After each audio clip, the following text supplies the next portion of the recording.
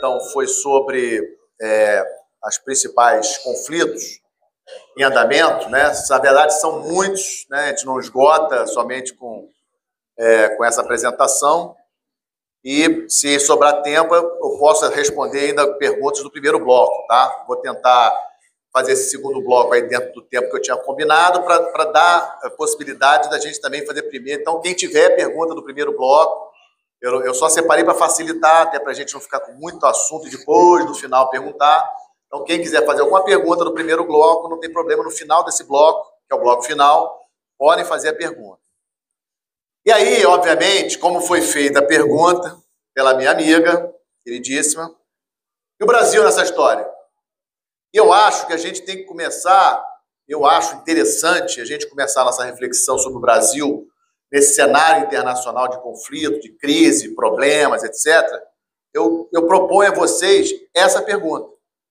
Ou seja, o Brasil é importante no cenário internacional? Essa eu acho que é uma reflexão importante para nós fazer. Ou seja, e que a gente não faz, né? Ninguém pergunta isso, assim, eu não vejo discussão sobre isso. Assim. E eu acho que a gente precisa discutir essa questão. O Brasil é um ator importante no sistema internacional? O que a gente quer do Brasil no sistema internacional? É importante o Brasil estar presente, ter força, ter protagonismo, ter voz no sistema internacional? Essa é uma questão que eu acho que é importante a gente refletir. E gostaria, esse também é um dos motivos que me incentivam a manter o canal, o Conexão Geo, etc., para justamente tentar levar para o restante da sociedade, como eu estou vendo aqui, né, pessoas formadas em áreas diferentes, o tema da geopolítica, né, o tema desses conflitos internacionais, crises e conflitos internacionais.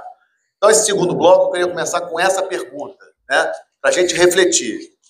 Na opinião de vocês, o Brasil é um ator importante no sistema internacional, sim ou não? Por quê? É a segunda pergunta. Por que o Brasil é importante? É importante, mas o que é importante? Como que o Brasil é importante? Falar que é importante, mas o que é importante? Por exemplo,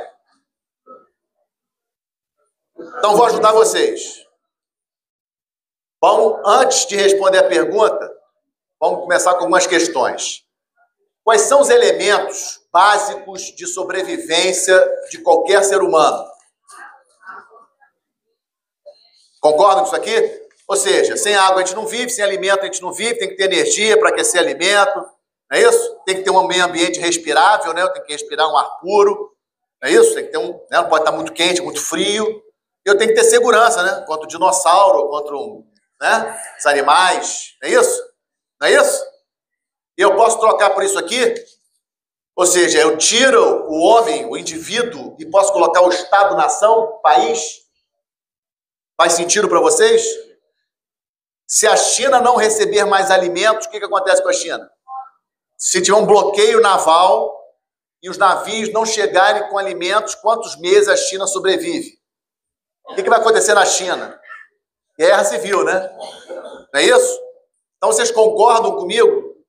E o Brasil nisso aqui? Nós temos campeões de água, alimentos, energia, meio ambiente, segurança. Estamos prontos para defender contra o dinossauro? Porque esse cara aqui, o medo desse cara aqui era o dinossauro, né? Mas desse cara aqui não é. O Brasil está preparado para se defender contra qualquer ameaça? Essa é uma reflexão importante. Tá bom? Então temos algumas questões. Por exemplo, nos anos 60, quando a gente pensa em PIB na América do Sul, o PIB da Argentina era maior do que o brasileiro. E o da Venezuela era o terceiro maior da América do Sul, né? Olha como é que está a Venezuela hoje. Aqui. Hoje, o PIB do Brasil representa 50%, mais de 50% do PIB da América do Sul. Ou seja, a economia brasileira representa mais da metade da economia da América do Sul. E nós não sabemos disso. E eu não estou falando para qualquer um. Eu estou falando para gente preparada. E a gente não tem isso na nossa cabeça. Por quê? Porque na nossa cabeça, em geral, nós temos um sentimento de que o Brasil... Não é esse sentimento que a gente tem? Cheio de problema. mas a gente tem que ver o que a gente tem de bom. Ou seja, não adianta, tem problema, mas nós temos que ver o que nós temos de ativos. Acabamos de mostrar ali, temos água, temos alimento, temos energia, né? Então, esses ativos geopolíticos que o Brasil tem, a gente precisa valorizar. Por exemplo, produção de petróleo. Estamos falando de energia? O Brasil é um dos 10 maiores produtores de petróleo do mundo. Não fui eu que fiz esse gráfico. Ah, Léo, peraí, mas hoje o mundo está falando de energia renovável, né? O Brasil é o terceiro maior produtor de energia renovável do planeta. Mas e a economia? Previsão do Banco Mundial para 2050. Brasil, a quinta maior economia em 2050. Não fui eu que fiz isso, não. Foi o Banco Mundial que fez. Os caras estudaram população do Brasil, produção de alimentos, produção de não sei o quê, botaram a gente em quinto. População, sétimo, 2050, não estou falando agora. Ou seja, daqui até lá, a gente tem uma economia forte ou grande. Olha só, não é que a gente não tenha problemas. Eu estou falando comparativamente com o resto do planeta. É isso que a gente tem que entender. Para uma comparação com os outros países, nós temos problemas, mas comparado com os outros países, o Brasil é sim um país relevante. E aí, dentro dessa disputa, digamos assim, de poder global, quais são as preocupações que eu tenho? O Brasil tem a China, como eu falei, tem a China como nosso maior parceiro comercial. Isso aí é um desafio. Temos a China como maior parceiro comercial, mas temos os Estados Unidos como maior parceiro estratégico. Se eu fizer uma pergunta aqui, quem já foi na China? Alguns. Quem já foi nos Estados Unidos? Todos. Estou mentindo? Quem mandou filho para estudar na China? Quem mandou filho para estudar nos Estados Unidos? Ah, eu tenho filho que mora nos Estados Unidos. Ah, eu tenho filho que mora nos Estados Unidos. Ah, meu sobrinho mora lá. Cadê? E China? Ou seja, a China, que já é a segunda maior economia do planeta, a China que já foi até pouco tempo a maior população do planeta, a gente não conhece a China. E a gente não tem relação com a China. A gente não tem conhecimento, relação com a China. Mas a China é um país importante para a gente, tá? E a gente não pode abrir mão desse relacionamento com a China, tá bom? Na região, me preocupa muito a situação da Venezuela, que eu vou falar daqui a pouco, tá? Venezuela. A Argentina, esquece essa história de quem é o presidente da Argentina, quem é o presidente do Brasil. Relação do Brasil com a Argentina tem que ser uma relação geopolítica, independentemente de quem é o presidente.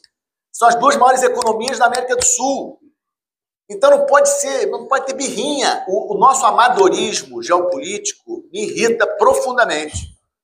E amadorismo dos nossos líderes, inclusive. Não é de qualquer um, não. Dos nossos líderes.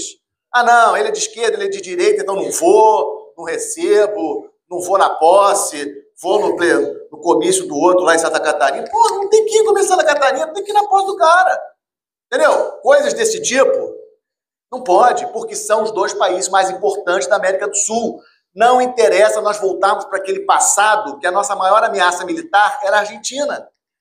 Estou mentindo? O grande inimigo do Brasil no passado era a Argentina. A hipótese de emprego, nossos amigos do Exército que estão aqui, estão acompanhando aí, entre os 2 milhões que estão acompanhando aí no YouTube, eles devem lembrar que as hipóteses de emprego, nossa, de defesa, era contra a Argentina. Existe já até livro, artigo escrito de documentos que já foram liberados de planos da Argentina para destruir Itaipu. A Argentina chegou a planejar um ataque a Itaipu, a hidrelétrica de Itaipu. Então, isso mudou, graças a Deus. Agora a gente só briga com eles no futebol, no salão. E tem que ser só isso. No resto, o cara pode ser de esquerda ou pode ser de direita, mas o nosso relacionamento com a Argentina tem que ser geopolítico. Vou dar outro exemplo para vocês. União Europeia. São 27 países. O governo da Espanha hoje é chefiado por um primeiro-ministro Sánchez, que é de esquerda. O primeiro-ministro da Itália, que é a Meloni, é de direita. Alguém ouviu falar que Itália e Espanha vão sair da União Europeia porque um é de esquerda? Não existe isso. Existe uma maturidade geopolítica na Europa que falta na América do Sul. E que a gente tem que olhar os interesses do país, independente de quem o governo escolheu para ser presidente. Isso aí a gente precisa avançar. E aí, em relação a outros atores, a Europa, obviamente, muito importante para o Brasil, um parceiro econômico também com muitas tradições e alianças. O Brasil tem um acordo estratégico com a França, para o submarino, por exemplo. Então, temos muitas parcerias. Compramos navio no Reino Unido. Eu fui buscar um navio, a fragata Greenham. Eu fui da primeira tripulação da fragata Greenham na Inglaterra. Nós temos muitos navios que nós compramos aos ingleses. Então, tem muito relacionamento com a Inglaterra. A Alemanha também, tá? E aqui é um parceiro que eu tenho falado em todas as minhas palestras. A Índia, como eu já falei com vocês no bloco anterior, já é a maior população do planeta. A Índia já é a 5ª maior economia do planeta, vai ser a 3ª maior economia até 2030. 3ª maior economia do planeta até 2030. E a Índia, no ano passado, pousou uma espaçonave na Lua. Eu fiz palestra na Força Aérea e brinquei com os coronéis. Quanto nós vamos pousar a nossa espaçonave na Lua? Quando eu falei, isso aí, é para chorar, não é para rir, não. Porque a gente não tem nem ideia. Eu não conheço. Alguém já viu algum paper fazendo alguma previsão de pouso de uma espaçonave brasileira lançada por um foguete brasileiro na Lua? Eu desconheço. Se tiver, eu desconheço. Não li. E a gente acha engraçado. E eu volto para aquela questão que eu falei. A Índia não tem problema? A Índia está com todas as questões resolvidas? Não. A sociedade indiana entendeu da importância de não abrir mão de determinadas capacidades, de determinados conhecimentos, mesmo abrindo mão de mais escola, mais hospital, mais infraestrutura, saneamento básico. Essa maturidade geopolítica que a gente tem que... Porque a gente, na verdade, a gente assiste, vocês mesmos assistiram ao meu bloco anterior, meio filme do Netflix. Documentário do Brasil Paralelo. Eu recebi 500 zaps com aquele documentário, mano. Essa é brincadeira, não. Mas mais de 10 eu recebi. Porra, professor, só tem que ver esse documentário. Só tem que ver esse documentário. Eu não vi ainda não, mas vou ver. Então, o que está acontecendo lá não é filme, não. O que está acontecendo na Ucrânia não é filme, não. É real. E aqui no Brasil, a gente vê documentário. A gente vê filme na Netflix. E tem gente morrendo lá. E por que eu estou provocando isso para vocês? Porque eu volto àquela questão que eu falei anteriormente da segurança. Brasil não tem ameaça, não é isso que a gente escuta? E é assim que a gente vai... É isso mesmo? A gente não tem ameaça, não precisa ter força armada. É essa a ideia? Então é isso que a gente precisa provocar na nossa sociedade, tá? E aí eu citei aqui também outros países, logicamente Rússia. O Brasil, 30% de todo fertilizante que o Brasil compra na Rússia. É uma realidade. Rússia é BRICS, o Brasil tem relações com a Rússia, tá? Então botei a Rússia ali para a gente não esquecer. Nigéria e África do Sul, 2 países da África Ocidental, né? Da África lindeira. Vou mostrar para vocês o que eu estou querendo dizer, que eu acho muito importante para a gente ter relação. E CPLP. Vou mostrar para vocês daqui a pouco. O Brasil tem missão naval em países da África. Aliás, eu vou mostrar logo. Isso aqui. Tá? O Brasil tem missão naval Cabo Verde, São Tomé e Príncipe e Namíbia. São militares da Marinha do Brasil que estão nesses países ajudando a Marinha e a Guarda Costeira desses países a se desenvolver, treinar. São países, Namíbia não, embora muitos namibianos já falem português porque estudaram aqui, nós formamos a Marinha deles, o uniforme da Marinha da Namíbia, nós, né? Os namibianos estudaram na Escola Naval, estudaram no CIA, ou seja, a Marinha Namibiana foi formada pelo Brasil. Qual a empresa brasileira que está na Namíbia hoje? Alguém conhece, ouviu falar de empresa brasileira na Namíbia forte, liderando alguma coisa? Então, eu não posso escutar dos meus alunos, ex-alunos, que vão ao supermercado em Cabo Verde e o biscoito é português. O biscoito tem que ser brasileiro. Essa mentalidade falta. Mas falta por quê? Porque a sociedade desconhece isso aqui. A sociedade não sabe que a Marinha do Brasil está na África. Não sabe que nós estamos treinando as marinhas africanas. Então, a parcela econômica do poder nacional não aproveita essa oportunidade para negociações. Então, nós temos, isso aqui é o entorno estratégico brasileiro, um conceito que está na Política Nacional de Defesa, que envolve América do Sul, Atlântico Sul, costa ocidental da África e Antártica.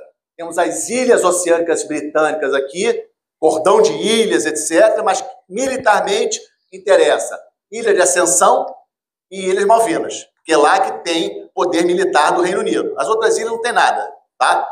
Mas Ilha de Ascensão tem uma base aérea e fica numa posição central aqui, né? Fica bem no meio do Atlântico Sul, e obviamente que Malvinas fica ali perto do Estreito de Drake, que também é uma posição estratégica. Temos também que lembrar, no nosso entorno estratégico, Guiana Francesa, e Guiana Francesa é França. Mas não é só por ser da França. O que tem na Guiana Francesa de importante? A base de Kourou. O centro de lançamento de foguete da Europa é na Guiana Francesa. Não é centro de lançamento de foguete da França, é da Europa, é da Agência Europeia, é da Agência Espacial Europeia. Ou seja, a Guiana Francesa ela não é importante para a França, ela é importante para a Europa. E isso é importante a gente comentar, tá? Então aqui temos importante, França aqui, Europa interessada, temos presença de militares russos na Venezuela, não são muitos, não é tropa russa, são técnicos russos que ajudam a Venezuela a manter os seus equipamentos que compraram da Rússia, mas as Forças Armadas da Venezuela estão muito degradadas. A Colômbia tem ainda acordo com os Estados Unidos, embora no governo atual do presidente Petro, que é o primeiro governo de esquerda, isso aí deu uma esvaziada, mas ainda existem militares americanos junto com os militares colombianos combatendo o narcotráfico, e a Colômbia é o maior produtor de cocaína do mundo, tá? Temos uma estação de rastreamento de satélites na China, não é base militar, mas é uma estação de rastreamento de satélites, um acordo que a China fez com a Argentina. A China não tem bases navais no Atlântico Sul. Muita especulação da possibilidade de ter base naval, mas a única base naval que a China tem fora do território chinês é em Djibouti, que é aqui, ó, pequenininho, lá no chifre da África. É o único lugar do mundo que a China tem base naval. Essa bandeira do Brasil aqui é para lembrar a gente que o comando da MONUSCO, que é uma missão de paz da ONU, é de um general brasileiro. E vocês não sabiam. Porque a gente não... A comunicação social nossa é muito ruim. Vocês não sabiam. O general Santos Cruz, que eu acho que vocês já ouviram falar, foi comandante da MONUSCO. Comandante militar da MONUSCO é um general brasileiro há muitos anos. Não tem tropa, que nem no Haiti. Tá? O general comandante, Force Commander, comandante das Forças de Paz da ONU na República Democrática do Congo, é um general brasileiro há mais de 15 anos. E parcela importante da sociedade brasileira desconhece. Outra informação que parcela da sociedade brasileira desconhece. Essa bandeirinha aqui. Por que essa bandeirinha aqui? A Marinha do Brasil, 3 almirantes da Marinha do Brasil já comandaram a Força-Tarefa 151 de combate à pirataria lá. E eu tô cansado de ver esse mesmo rostinho que vocês estão fazendo para mim. Aquele rostinho de, pô, não sabia. Isso é ruim pra gente. Hoje, tem 2 militares nossos lá no Estado-Maior do almirante turco-paquistanês, que está comandando atualmente. Era um almirante brasileiro, o almirante Antônio Braz, passou o comando agora, em junho, julho, para o almirante turco-paquistanês. Mas no Estado-Maior desse cara tem um oficial brasileiro. E a gente desconhece isso, tá? Então, esse slide aqui é só para trazer para vocês esse conceito que eu acho tão importante, que é o conceito de entorno estratégico brasileiro. Aí, antes que me perguntem no final, o que é isso, Léo? A ideia de criar esse conceito de entorno estratégico brasileiro é o seguinte, olha só, é essa região aqui que eu tenho capacidade de ter protagonismo, militar, econômico, político. Então, vou investir aqui, tá? Por isso que a gente saiu do Líbano. Nós tínhamos um navio no Líbano, lembra disso? Nós tínhamos a Unifil, tínhamos um almirante no Líbano, saímos do Líbano. Por quê? Porque, infelizmente, questões de orçamento, nós não temos navio suficiente para estarmos no Líbano e estarmos aqui no entorno estratégico. A prioridade foi entorno estratégico. Mantemos um navio, presença de navios indo para a África. Nesse exato momento, nós temos uma fragata brasileira na África do Sul, fazendo exercício com a Marinha da Índia e com a Marinha da África do Sul. Operação Ibn Samar. Está acontecendo agora. Tá? A Amazônia Azul está completando 20 anos do conceito, lançado pelo meu grande chefe naval, Almirante Guimarães Carvalho, tá? Ele lançou esse conceito em 2004, ou seja, completa 20 anos, um artigo para a Folha de São Paulo que ele chama a atenção da sociedade brasileira da existência de uma outra Amazônia. A necessidade da sociedade brasileira despertar para a importância do mar. Né? Por que esse mar é importante para o Brasil? Ou seja, exploração de petróleo, exploração de gás, comércio exterior, 95% de tudo que a gente importa, exporta, sai pelos portos brasileiros. Tá? Então, toda essa região aqui de azul clarinho e azul escuro é o que a gente chama de Amazônia Azul, 5,7 milhões de quilômetros quadrados, ou seja, mais da metade do território nacional. Então, é importante que a sociedade brasileira tenha conhecimento. E quem tiver mais curiosidade sobre mais informação da Amazônia Azul, tem um site da Marinha, é só entrar no Google, Amazônia Azul, Marinha do Brasil. Vocês vão para um site da Marinha que tem várias informações, dados de pesquisa, etc., trabalhos já feitos sobre a Amazônia Azul. América do Sul, preocupação que eu tenho, como eu falei com vocês, Venezuela, infelizmente, eu acho que o Maduro é difícil de tirar o cara, né?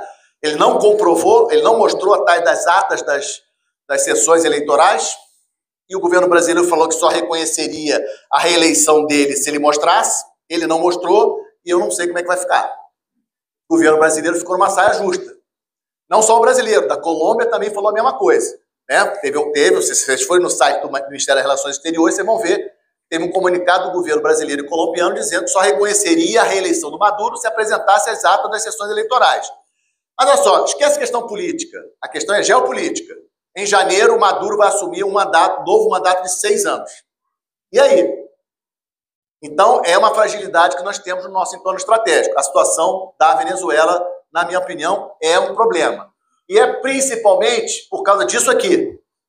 Porque a Venezuela reivindica 2/3 do território da Guiana.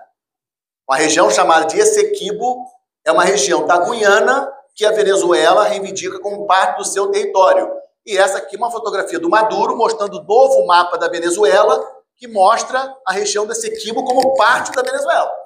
E teve um plebiscito dia 3 de dezembro, uma data nobre, que é meu aniversário. 3 de dezembro teve um plebiscito, registra aqui, você manda um zap. 3 de dezembro, plebiscito na Venezuela e grande parte da população concordou de criação de um Estado. Hoje existe um Estado que se chama Guiana Essequiba, um Estado da Venezuela. Na prática não tem nenhum venezuelano ali, mas está no mapa, as crianças estudam isso na escola, aprendem que aquilo ali faz parte do território venezuelano e é uma questão que vai durar, não é uma questão rápida, tá? Vamos avançar para a gente poder ter mais tempo para perguntas. Ártico e Antártica, tá? O Ártico é oceano cercado por terra, ou seja, no Ártico, todo pedaço de terra tem dono. Não é o caso da Antártica. A Antártica é um continente cercado por água. As condições meteorológicas na Antártica são extremamente severas. Quando os primeiros pesquisadores, os primeiros navegantes chegaram na Antártica no século XIX, não tinha esquimó na Antártica. A Antártica não tem esquimó. Esquimó é só no Ártico. Não é só aquela história do urso polar e do pinguim, né? Tem também. O urso polar é só no Ártico e pinguim é só na Antártica, né? Não caiam nessa brincadeira, porque é verdade, eles não se encontram, tá? Então, eu queria trazer essa questão para vocês, porque são questões que não são muito faladas, tá? Ártico, o que está acontecendo? Isso aqui está desgelando e rotas de navegação estão ficando mais abertas durante o ano.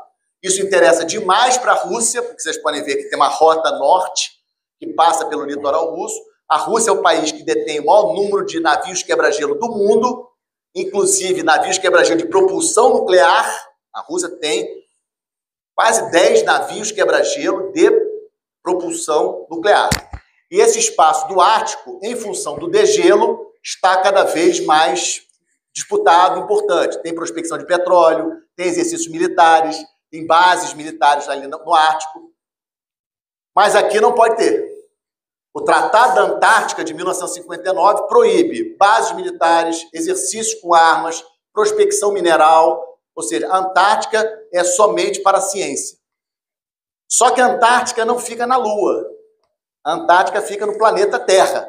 Aquele mesmo planeta de Taiwan, Mar do Sul da China, Ucrânia, entendeu? O mesmo planeta que a gente está vendo todos esses conflitos tem um espaço que se chama Antártica, que é maior do que o Canadá, maior do que o Canadá, a Antártica é maior do que o Canadá. Se fosse um país, seria o segundo maior país do mundo. Coberto de gelo, condições muito extremas, que o pico de população no verão, com as estações de pesquisa cheias, 5.000 pessoas. Então, vocês têm a ideia do que é um Canadá com 5.000 pessoas, né? Acho que o meu quarteirão lá em Caraí tem mais de 5.000 pessoas. Ou seja, é uma coisa inacreditável, né? São 40 estações de pesquisa permanente, algumas estações de verão, 29 países são membros consultivos do Tratado Antártico, ou seja, votam e vetam questões em relação à Antártica. Por exemplo, abertura de novas estações, a questão do turismo antártico. Isso tudo é regulado numa reunião anual, que eu já tive a oportunidade de participar em 2 reuniões, tá? Que ocorrem em vários países do mundo. Já fui convidado pelo Programa Antártico Brasileiro para participar de 2 reuniões dessas, e que se debatem várias questões.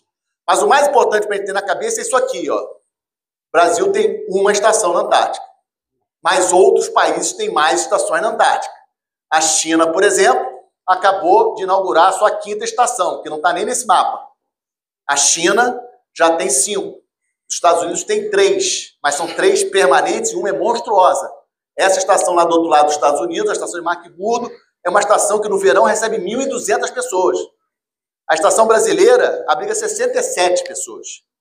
As estações na Antártica, 80, 70, 60. A estação americana é 1.200 pessoas. Então, ali é briga de gente grande. Mas a Antártica é só para pesquisa. Não tem nenhum interesse geopolítico na Antártica. Essa é a nossa casa na Antártica. É muito importante que todo brasileiro, desse nível principalmente, saiba disso. O Programa Antártico Brasileiro é um programa de sucesso, é um programa de Estado. Essa nova estação custou 100 milhões de dólares para ser construída. Infelizmente, não foi construída por uma empresa brasileira, foi construída por uma empresa chinesa, porque nenhuma empresa brasileira foi qualificada no edital, foi dada a oportunidade para empresas brasileiras apresentarem proposta, mas no estudo que foi feito, nenhuma empresa brasileira se mostrou em condições de construir uma estação na Antártica, porque, obviamente, tem requisitos específicos que são bastante complicados. Nessa estação, 17 militares da Marinha do Brasil permanecem 1 ano. É a seleção mais difícil da Marinha do Brasil. É mais difícil que selecionar para ser almirante da Marinha. Você ser um desses 17 é extremamente complicado, porque são muitos candidatos, né? Porque, obviamente, é um dinheiro melhor, né, que o militar recebe, mas o processo seletivo é um processo bastante rigoroso, porque esses 17 militares permanecem 1 ano nessa estação. Imagina como é que não deve ser legal lá, ficar lá junho, julho, sem ninguém, sem pesquisador, só os 17, haja, né, dominó, essas coisas. Tá? Então, a estação ela é, em termos assim, climáticos, super moderna, geração de energia, solar, eólica, tratamento de lixo. A Marinha do Brasil tem 2 navios polares, o Maximiano e o Ari Rongel, está construindo um novo navio polar no Espírito Santo, tá? Muito importante saber que o primeiro navio polar construído no Brasil está sendo construído agora, né, lá no Espírito Santo, ou seja, em território nacional, e eu acho que é motivo de orgulho para todos nós. Mas o problema é que é só uma. Nós só temos uma estação na Antártica. E como é que a gente protege a Amazônia Azul, Antártica? Como é que a gente protege o Brasil? Como que a gente vai proteger? Lembra aquele papo da segurança que eu falei para vocês? O Brasil não quer conquistar ninguém. A gente não precisa de mais território, a gente está satisfeito com o que a gente tem, a gente não consegue nem o que a gente tem. Então a gente não vai invadir ninguém, a gente não quer briga com ninguém, a gente é um país do bem, não é isso? Mas a gente precisa se defender. E aí eu trago para vocês, já chegando ao final da nossa apresentação, essa questão dos submarinos. Esses aqui são os países do mundo que possuem submarinos nucleares. Estados Unidos, Reino Unido, França, Rússia, China e Índia. Tá? Sendo que Rússia, China e Índia também possuem submarinos convencionais. Como eu mostrei para vocês naquele slide, a Índia lançou, agora em setembro, seu 2º submarino de propulsão nuclear. O primeiro já está completamente operacional, inclusive já fez lançamento de míssil balístico, o primeiro submarino indiano. E o 2º submarino, que eu mostrei o slide para vocês, o Arigat, que não tá, aqui ele está mostrando só um submarino, mas a Índia já tem 2 submarinos, tá? A Índia está caminhando, tá bom? E aí, dentro desse clube super fechado, a gente quer isso aqui. Não é barato, não é fácil, ninguém vai dar isso para a gente. Se a gente não correr atrás, se a sociedade brasileira não entender que isso é importante, nós não vamos ter. E aí, aquela bolinha que eu mostrei para vocês naquele slide da segurança, a gente não vai ter. Porque a ameaça vai vir pelo mar, não vai vir por terra. Eu comandei na Amazônia, então eu sei o que é a floresta amazônica. A Amazônia Verde é a maior vulnerabilidade do Brasil. Mas o problema é que chegar na Amazônia Verde por terra é extremamente difícil. Eu sei porque eu estive lá. Eu sei o que é floresta amazônica. Agora, ameaça nós temos. E essa ameaça vai vir pelo mar. Considerações finais, para a gente abrir para perguntas. Eu acho que os Estados Unidos vai manter a liderança global, mas nós temos que estar acompanhando a China, como eu falei para vocês, mais jovens estudando China, entendendo como é que é China, para onde que a China vai. No intervalo vieram falar, mas será que o poder militar da China? Estudar a China, entender, né? A China, o único conflito que a China lutou nos últimos anos foi uma guerrinha que ele teve com o Vietnã em 79. Será que as Forças Armadas chinesas estão preparadas para invadir Taiwan? Então eu preciso, especialmente dos jovens, né? Mais jovens, com mais gás, pesquisar, entender como é que funciona, a estrutura. Quem tiver oportunidade de ir na China, fica atento a essas questões, ou seja, conhecer mais o país. E eu estou muito de olho nessa questão desses aliados dos Estados Unidos ali, Japão, Coreia do Sul e Austrália, como eu falei para vocês. Tá? Em relação à Europa, a minha preocupação não é só com o final da guerra da Ucrânia com a Rússia. Minha preocupação com a Europa é a questão dos imigrantes versus nacionalismo. Esse é um problema. Porque o que eu tenho visto, a impressão que eu tenho quando eu vou em algumas capitais europeias é que o aumento da presença de pessoas de outros países, especialmente África, Oriente Médio, Afeganistão, ela só aumenta.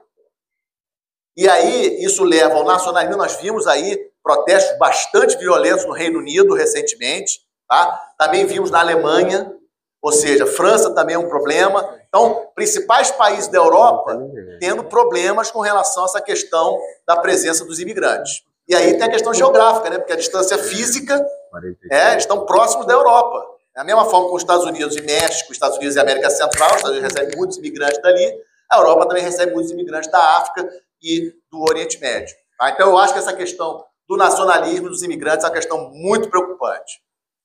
Oriente Médio, acho que eu já falei bastante, uma preocupação grande, a gente não pode esquecer da questão do programa nuclear iraniano.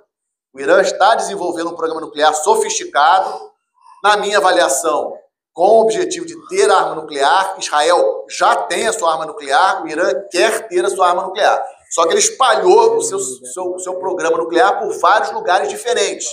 Por isso que eu comentei que acho muito difícil Israel, digamos assim, neutralizar totalmente o programa nuclear iraniano.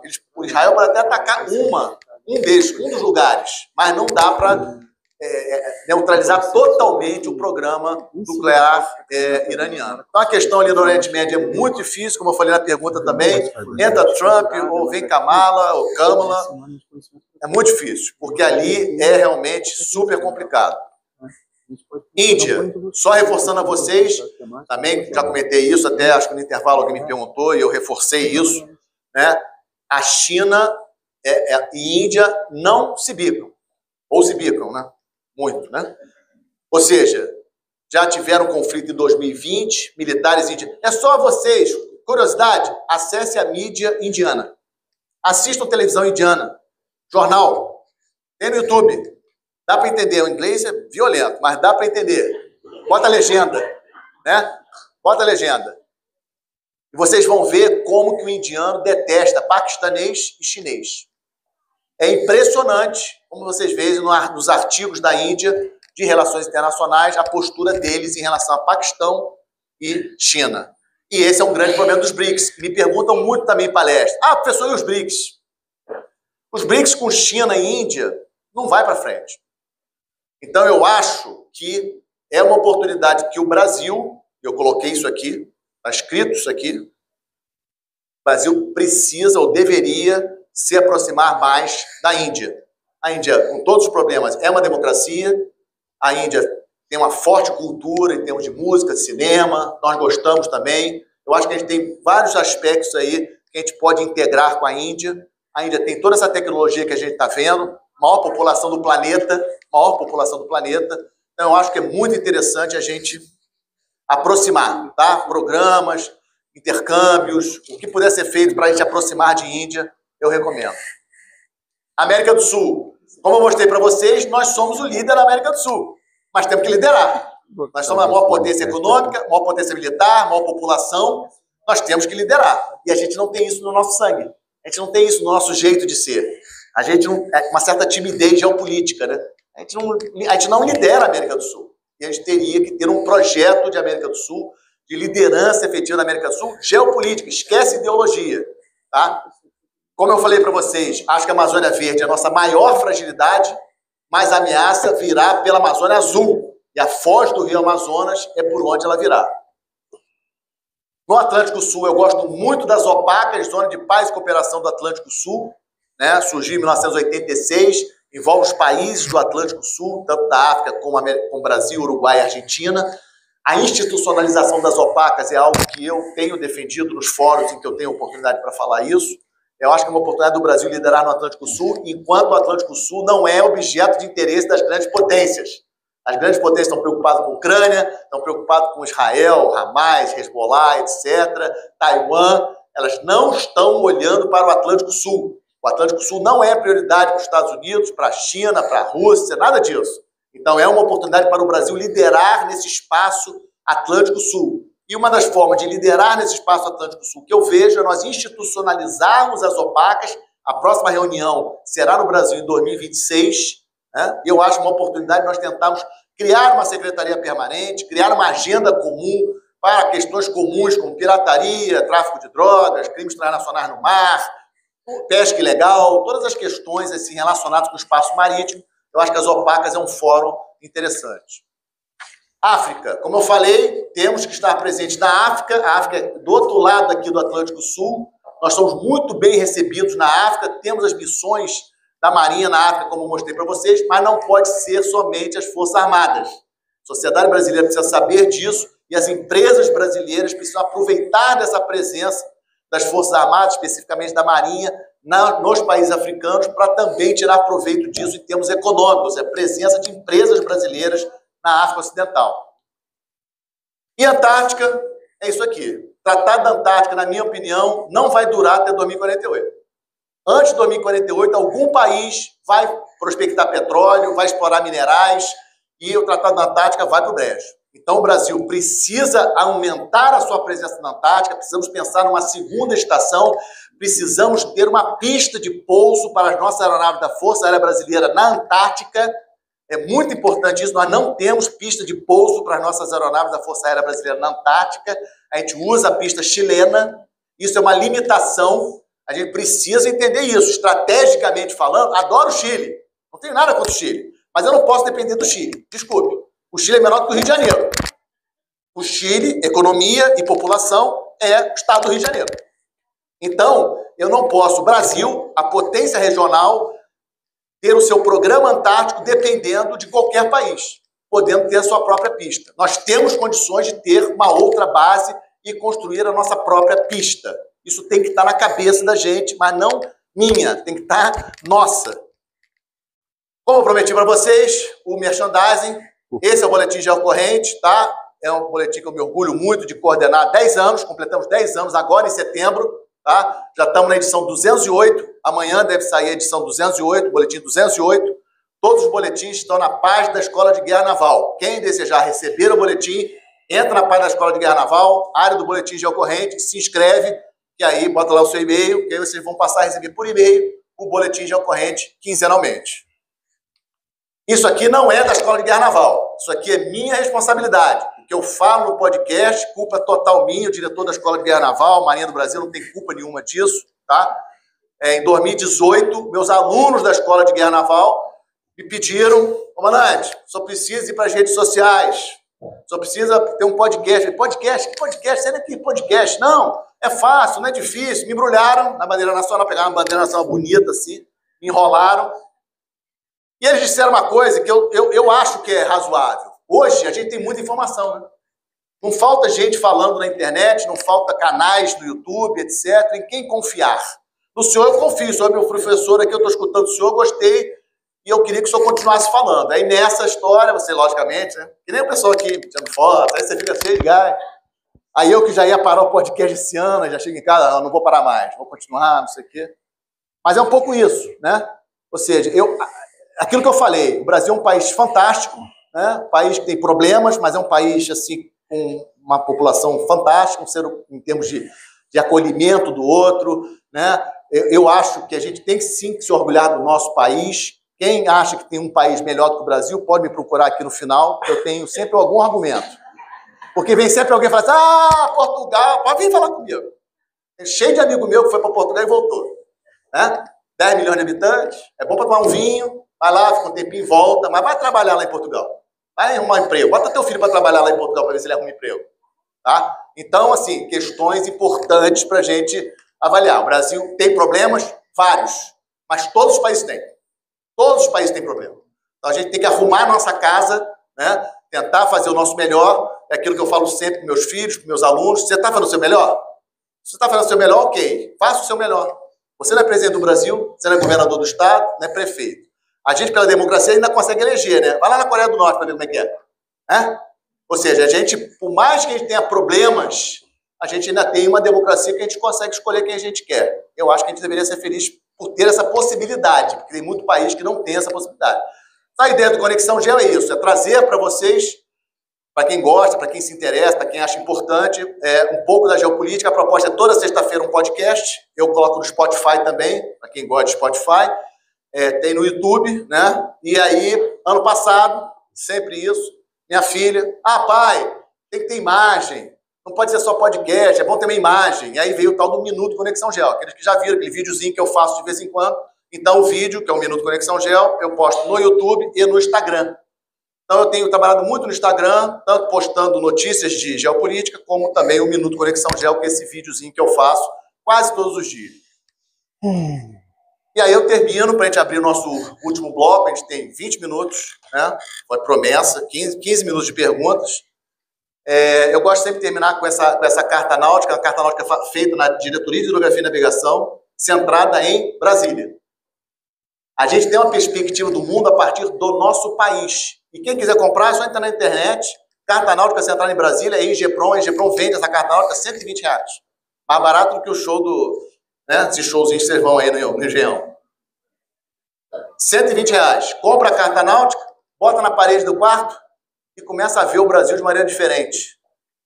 Ou seja, começa a se orgulhar mais do Brasil, entender o nosso entorno, ver por que a Antártica é tão importante, porque a gente olha para essa carta náutica, a gente entende por que a Antártica é importante. Ver o tamanho da Antártica, a proximidade da Antártica em relação ao Brasil, tá bom? Meus contatos todos estão aí, aqueles que quiserem depois entrar em contato, maior prazer. Infelizmente não consigo responder a todos prontamente, mas tentarei responder meu e-mail, meu celular, etc. Área prometida também para a professora Margarida. Quem quiser, eu tenho lista de distribuição do Conexão Gel no WhatsApp, né? Aí quem quiser, passa para a professora Margarida, que ela me passa o contato, eu coloco com o maior prazer, tá? Só preciso do contato celular de vocês, passo para ela ou para a Esther, ela me manda e eu cadastro lá no grupo do podcast. Eu tenho 4 grupos diferentes de podcast, onde eu posto todos os meus trabalhos, né? E também é uma maneira de facilitar, de lembrar vocês para acessar, etc, etc. Tá bom? Não precisa bater palma agora não, porque agora é perguntas. Depois da pergunta, você bate em palma. Comandante, nós temos uma primeira pergunta da internet, depois o microfone para ele ali. Professora. Bom, a primeira pergunta da internet, né, é da minha irmã.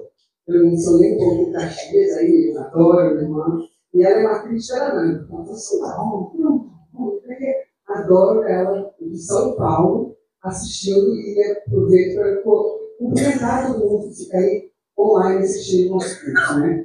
Então, primeiro vem um elogio para ter passado só para mim, mas eu faço público para ela saber sem graça. A de hoje, né?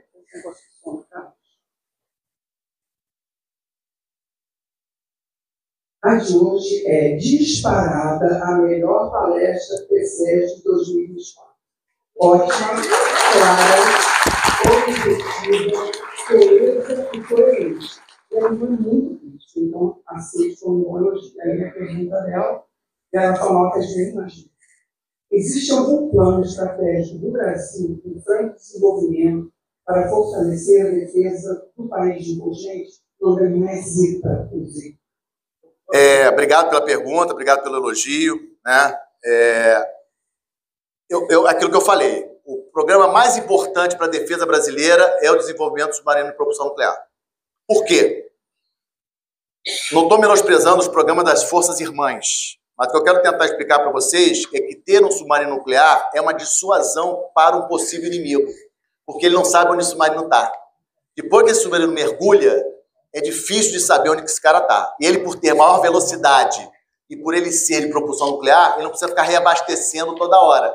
Ele precisa reabastecer não de combustível, ele precisa reabastecer de alimentos, né? Lógico, também tem a questão do cansaço da tripulação do submarino.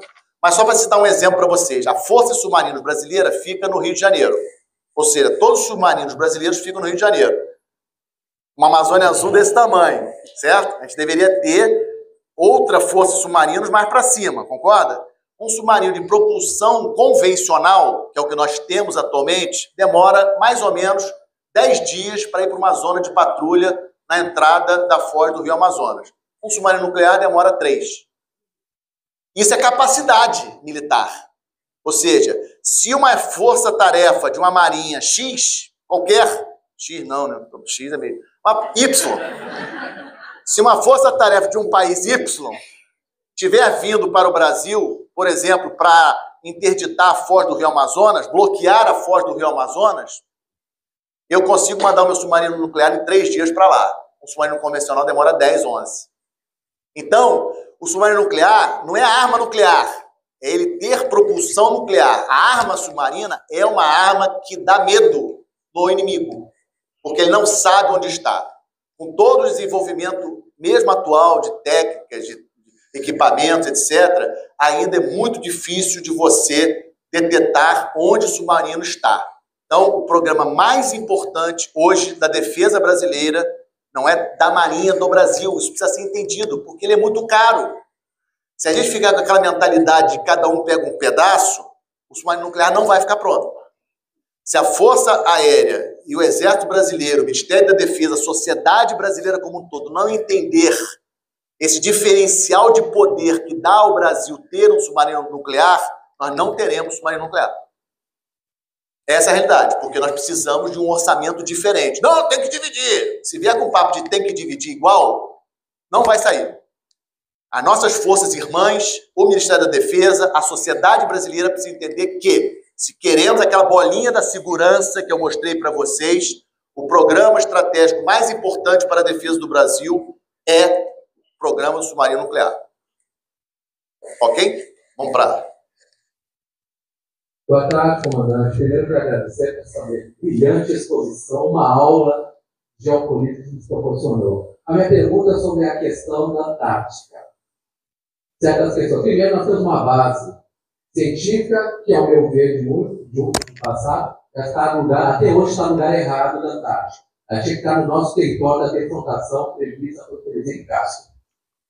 Né? Já que tem que construir uma segunda, botar-se essa base no lugar certo. Outra coisa, não é interessante, como fizemos com nossas nações latino-americanas, dentro da teoria da defrontação, tem direito também um território futuro, como o Equador, nós levamos oficiais da Marinha do Equador no passado, mas tem países que ignoram que tem direito a essa defrontação e que poderíamos explorar lá no futuro, em termos geopolíticos, para nos ajudar. É o caso de Namíbia, que tem uma presença da Marinha, a Angola, Madagascar e Moçambique, que tem na teoria da defrontação da teoria de Castro, direito a certos territórios também da Antártica, se isso levar em questão. Não era já na hora, já está demorando há décadas, de convidar oficiais da Marinha dessas nações africanas a visitarem a nossa base antártica, saberem que tem alguma coisa para eles lá, criar esse interesse, buscar cientistas para visitar nossa base e criar esse interesse.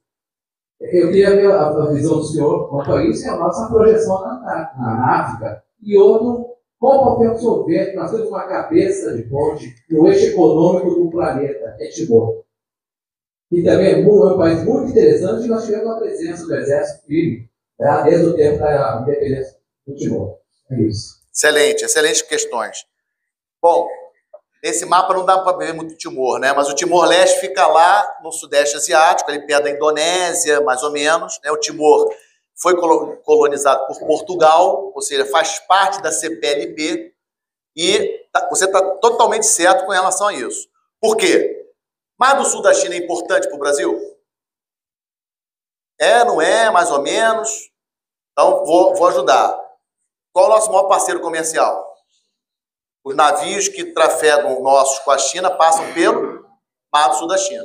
Se nós tivermos algum problema com algum desses navios, quanto tempo um navio de guerra do Brasil sai daqui do Rio de Janeiro e chega no Mar do Sul da China? Esquece, que nem responde. Por isso que os Estados Unidos estão espalhados.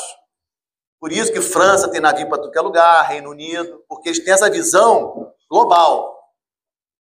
Nós, se tivermos algum problema na região do Mar do Sul da China, ou mesmo no Oceano Índico, a gente vai ter que pedir ajuda. Alguém vai ajudar a gente, porque a gente não tem navio lá. Até chegar navio lá demora. E aí entra essa cabeça de ponte, cabeça de praia, posto avançado, que é o Timor-Leste. O Brasil teria que ter uma estratégia para o Timor-Leste. Nós não temos. Lamento dizer, nós não temos uma estratégia de aproveitar a posição privilegiada do Timor-Leste em relação a um eixo hoje que cresce economicamente cada vez mais, que é o leste e sudeste asiático. O sudeste asiático hoje tem uma associação que se chama ASEAN, que é a Associação do Sudeste Asiático, países do Sudeste Asiático, são 10 países. Por exemplo, Indonésia. Vocês têm ideia de qual é a população da Indonésia? 280 milhões de habitantes. A Indonésia tem 280 milhões de habitantes. A Indonésia, naquela projeção do PIB que eu mostrei para vocês em 5º lugar, ela está em 4º em 2050. E ela é vizinha do Timor-Leste. Ou seja, nós temos uma parceria com o Timor-Leste, temos uma presença, tipo um revezamento de navio nosso lá, tipo uma estação, um navio da Marinha do Brasil, ficar tipo 3 meses no Timor-Leste, 2 meses no Timor-Leste, treinando a Marinha, a Guarda Costeira do Timor-Leste, eu acho totalmente desejável e a gente deveria fazer isso. Primeira pergunta. Segunda pergunta, Antártica. Isso que ele falou sobre teoria da defrontação, a brilhante, a maior geopolítica brasileira, Terezinha de Castro, escreveu um artigo em 1956, quando tinha 26 anos, para a revista do Clube Militar, falando isso que ele falou. Olha só, hein? Isso foi em 56, uma mulher recém-formada na UFRJ em História e Geografia, teve a coragem de formular uma proposta de que o Brasil precisaria sim estar na Antártica, nós não tínhamos estação na Antártica naquela época, e poderia utilizar essa teoria da defrontação, que é você prolongar os meridianos que passam pelo território do país, defrontando o continente antártico. Logicamente que, como vocês já viram, essa proposta da Terezinha ela não foi à frente, o Brasil nunca reivindicou território lá, e nenhum país reivindicou território na Antártica pela teoria da defrontação. A teoria da defrontação, a Terezinha copiou da reivindicação que o Canadá fez em relação ao Ártico. O Canadá, quando fez a sua reivindicação de espaço marítimo no Ártico, usou essa teoria da defrontação. Terezinha tentou puxar isso para o Brasil em relação à Antártica, não colou. Então, hoje, colar eu acho muito difícil.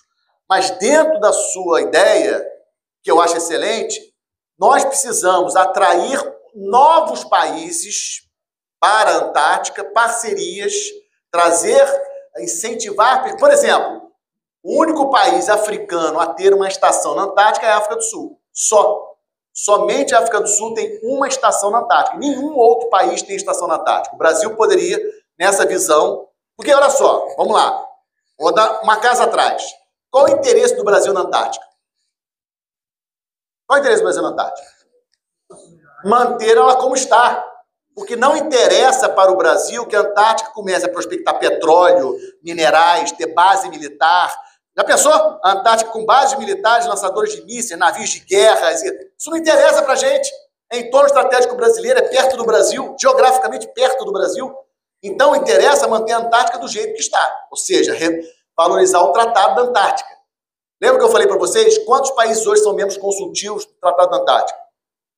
Falei. Eu falei. 29. 29 países. São esses países que, por exemplo, decidem quem entra. São esses 29.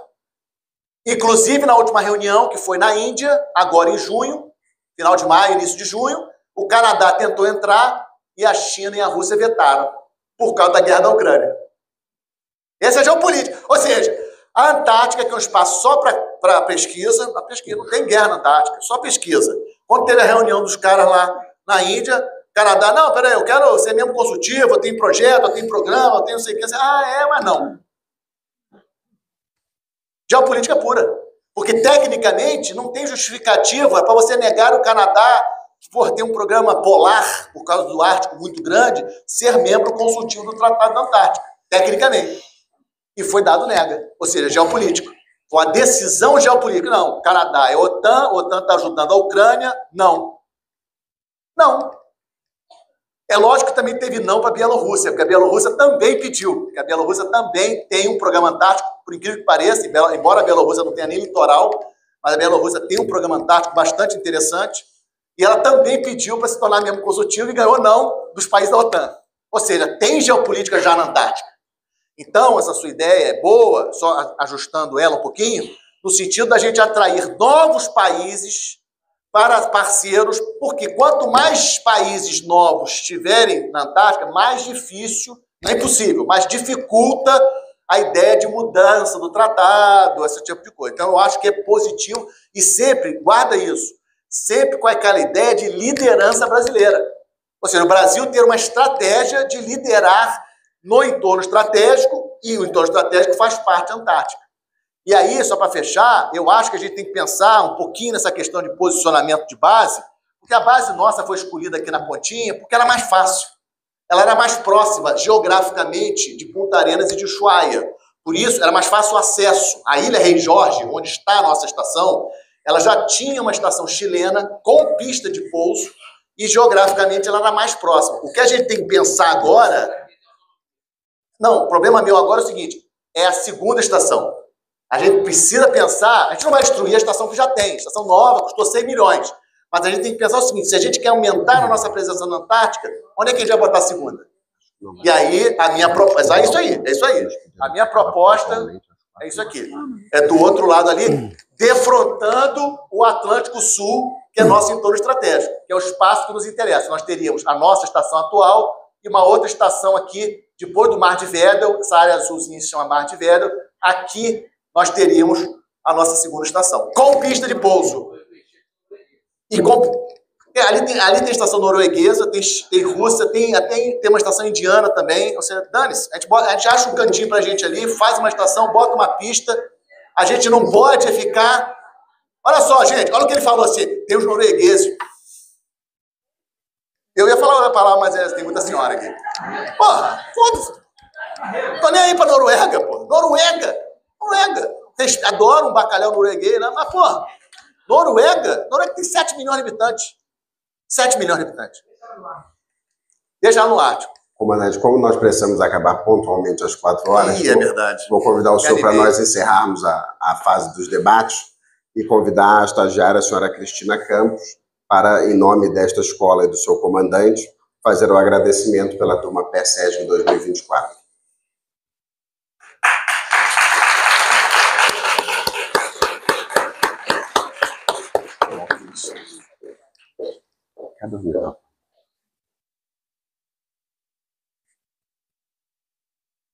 Olá, pessoal. O tema que trazemos aqui no nosso Conexão ESG número 1 é um especial agradecimento ao nosso convidado, o professor Leonardo Marcos, que, na minha avaliação, realizou uma palestra esclarecedora sobre o tema atual e dinâmico.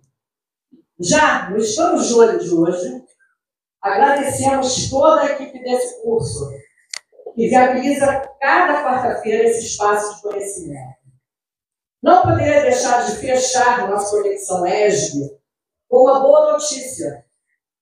Em nome do Almirante Cardoso e da turma de Diamante, entrego este diploma ao senhor, sabendo da sua contribuição através de informação de qualidade em suas redes sociais e hoje, em especial, proferindo esta palestra maravilhosa para nós. Foi uma honra. Muito obrigada.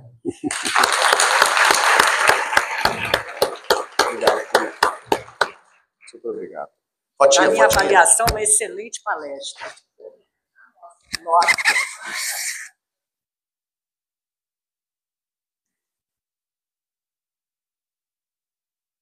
Super obrigado.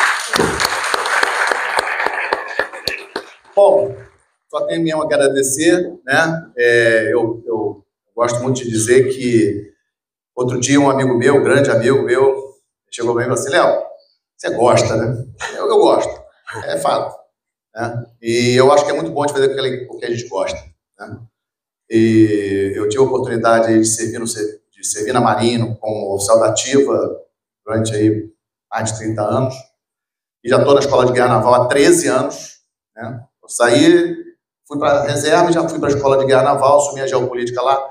Então, assim, eu faço o que eu gosto. E aquilo que eu acho importante, aquela coisa que realmente me impulsiona para ir para o trabalho ou para trabalhar. Hoje, no mundo digital, você não precisa fisicamente estar no trabalho para trabalhar, né? Acho que eu trabalho mais em casa do que na EGN. Na EGN, eu acho que eu tomo mais cafezinho e bato papo do que em casa, né? E, então, assim, agradeço demais, agradecer mais uma vez a organização do curso, tá? Porque eu acho que é muito importante, super importante. Incentivo a vocês a incentivarem outras pessoas a virem nos próximos, né? Ano que vem, nos próximos cursos. Eu acho que é muito importante essa conexão, né? Conexão da sociedade com uma casa fantástica, que é a Escola Superior de Guerra, uma casa de tradição, 75 anos, Meira Matos, Terezinha de Castro, Colberido Couto e Silva, pessoas que pensaram efetivamente o Brasil. Então, a gente precisa valorizar isso, né? Nós precisamos pensar o Brasil. Como eu falei, temos muitos problemas, mas também temos muitas coisas boas. A gente precisa fazer a nossa parte. E, estando aqui, vocês já estão fazendo. E incentivando outros a fazerem ano que vem, vocês estão fazendo já. É uma gotinha? É, mas é importante. Tá bom? Super obrigado a todos. Um excelente final de curso. Obrigado.